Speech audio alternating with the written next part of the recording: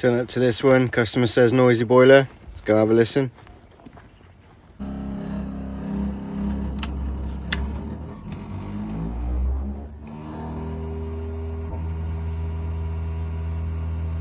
Yeah, fair play, that's quite noisy. Let's whip the 4 screws out and take the case off. Alright, let's have a listen with the case off.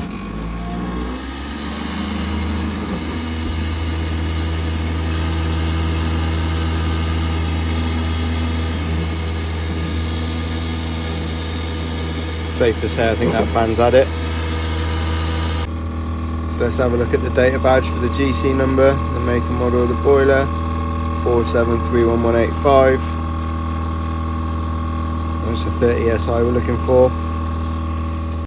Whip out Partsarena, just type in the GC 473185, and then we go for results, click on 30 SI, and we go on the parts list.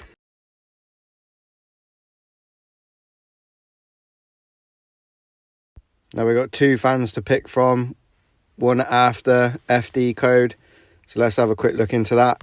To whip out my Worcester folder, it tells you where you find the FD code, so it's on the serial number, 11th digit in. So let's fire back to the boiler and have a look at this one.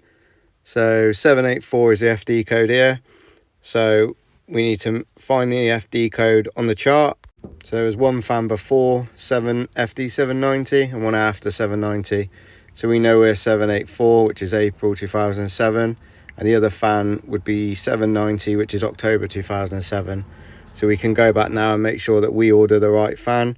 So we want the one ending in 670. And just to get me out of trouble, I carry both 670 and 443. So I'm going to look at changing the electrodes in the gas tube as well. It's good practice. Switch the boiler off, undo the 30mm nut. The detailed version of this is in my other videos, so take a look at that if you want to. Where you span that out with one hand, done that before. Just making this look easy now. Pop. Common fault with the old gas tubes, they tend to split there.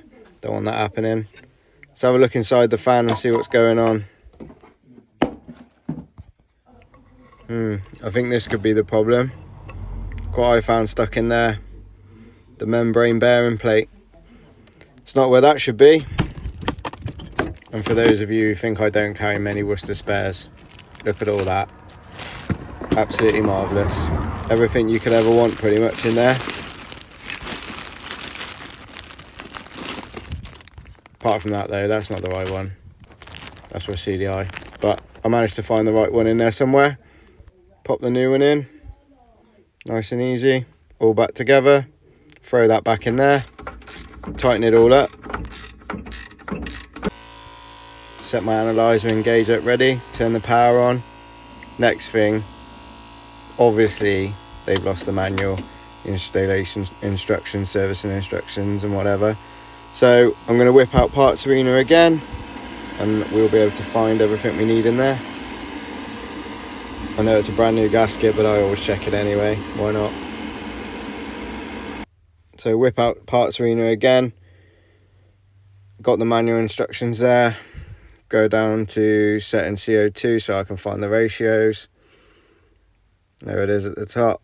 Click that, go down. So if you're unfamiliar with Worcester's, it will tell you how to put it in service mode, how long to leave it, what it should be, what it shouldn't be, the right size Allen key for max and min. Show you there on the pictures of what max and min is, where it is, how to turn it, because they're back to front, which can be a bit awkward if you're new to it.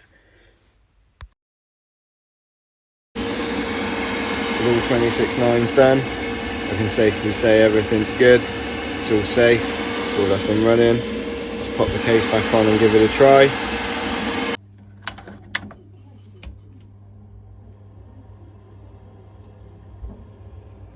One nice quiet boiler, happy days.